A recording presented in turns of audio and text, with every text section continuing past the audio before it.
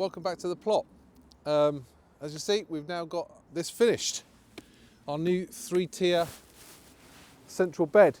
Now I had lots of comments about the fact that it was at an angle, and when one person says you're going to trip and break your neck on that at an angle, you think, it's just a difference of opinion. When 4 people say the same thing, it's time to change your ideas. So we've actually got it back in line now, and I think that's probably the right decision. It means I'm not going to trip over it. So the idea for this bed is that we're probably going to put some herbs in here, and then also in the top here have some sort of plant that trails down. Now flowers are not my strong point, but so if you've got any good ideas about what I can put in the top here that will give it a little bit of height but also trail down, maybe some nasturtiums or something like that, if you've got any good ideas, drop a comment down below, and I'll have a look into that and see what's the best thing to put in the top here. But for now, we've got this nice and secure and it's all ready to go. So that is the end of the pallet wood build.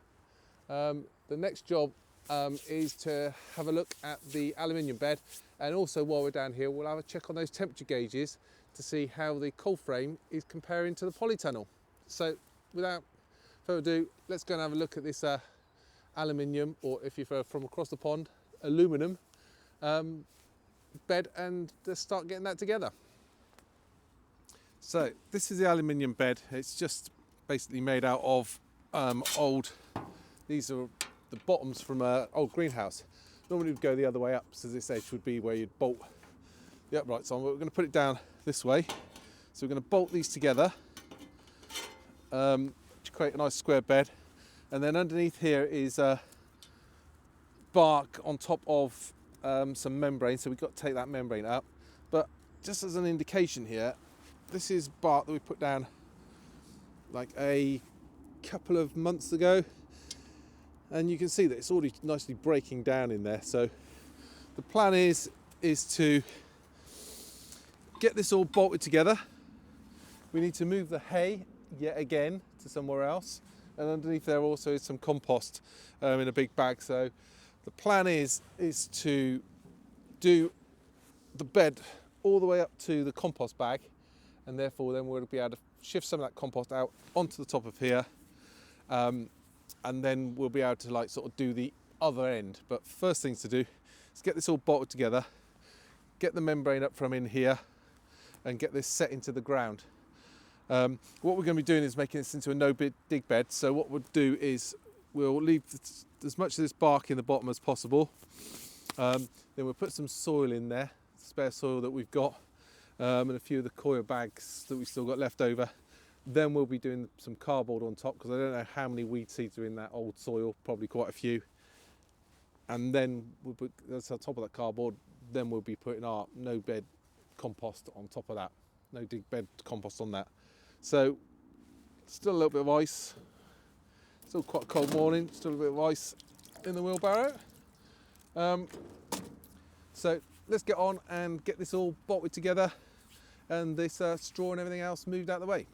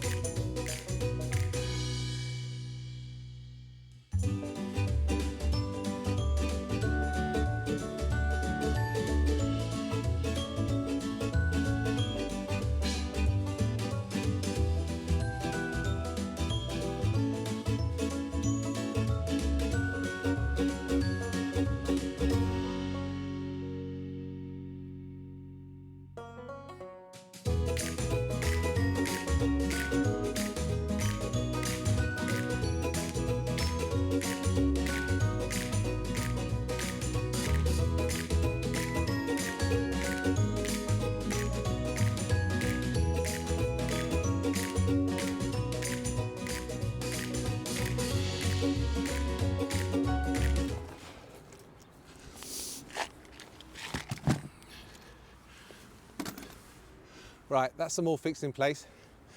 Struggled a bit with the back corner over there. If anyone wants to guess why? Well, those regular viewers will know. That's because these were put down at the corner of the plot when I first had them, and they've been here for about a year or so. But someone drove over the corner of that one, so it's all mangled, so I've had to straighten it out a bit. And as the people know, the bane of my life here is that corner down at the bottom where people just keep cutting over it. Right, but never mind. Got all that in place. Now, going to cut out the membrane and then try and set these in a bit, level it out a bit, so we can get on with a fill. Got a worm in there. Let's put them in one of the beds.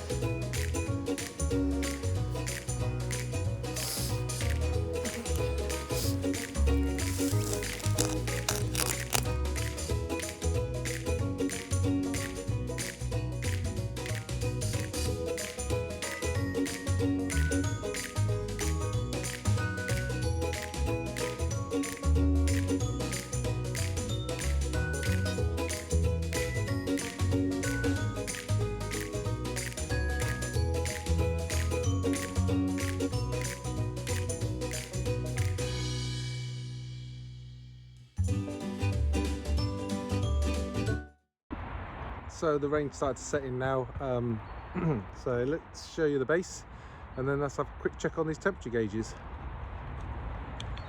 Okay, let me just apologise, the gimbal seems to have run out of power, so I have to do this handheld. So here we are, we've got the bed in place, ready for putting some more soil in there. We'll put some soil in there and then we'll put the cardboard on top of the soil and then we'll fill that up, but that we'll have to do that another day, or we'll start doing it in the evenings. So let's go and have a look at the temperature gauges. If you're playing the hunt the straw game, it's now down in this dumpy bag down at the bottom of the plot. But let's go and have a look in the polytunnel. I've got some cardboard ready for the bed here. These aren't potatoes that have been potted up yet. Actually, I'm just making sure that I had enough compost for them when I did them, so I just filled all the buckets up for now. So in here, let's have a look. It says, I don't know if you can see that, it's a high of 27, currently 10.1, low of -5. So let's go and check in the cold frame. Okay, down here in the cold frame, I don't know if you can see the readings, it's 22.5 is the high, 9.3 and a -6.1. which is a degree lower than the polytunnel. So that's a curious result. It means the actual cold frame is actually getting colder than the polytunnel, only by 1 degree, but doesn't explain why everything survived inside the cold frames over the winter snap and isn't in the polytunnel. Now, I've got a couple of theories about this. One is that obviously these haven't got any plants in them at the moment, so there's no, it's just open air, so the plants will generate a bit of heat, and perhaps it's the fact that in the cold frame they're filling the heat out better than in the polytunnel. The other thing that I think may be happening why the cold frames seem to outperform the polytunnel is that the polytunnel's a massive air, and therefore when that air gets cold there's a huge amount of air that comes down and sinks down to the plant level, and therefore the thickness of that layer of cold air that's sinking down is a lot thicker in the polytunnel, whereas in the cold frame there's not as much air and moisture in there to actually sink down, so actually it only gets down to the soil root level rather than actually at the leaf level. But we will continue to monitor the temperatures and the growth rates over the season, so if you want to see that, hit the subscribe button and the bell icon, and I'll keep you updated as we go through. But for now, got the new bed in place, and again, any suggestions for plants to put in the top of there that's a bit tall and trailing, let me know. And we've got the aluminium bed in place, so we'll be filling that up potentially at the night time over the next few days, and then putting the cardboard and compost on top to make that a no good dig bed.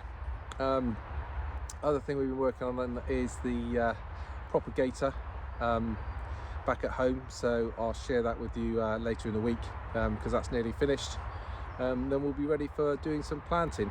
With this cold snap we just had, it's just a reminder that it is far too early to actually plant anything. I know all the seed packets say plant this then and different months, the soil temperature is well below freezing at night, and even during the day it's not really warming up enough. So be judged by the weather rather than the seed packets, and let's wait until we get that sustained period of warmth, so the soil temperatures for anywhere between 5 and up to about 10 degrees to actually start, before we can start sowing outside.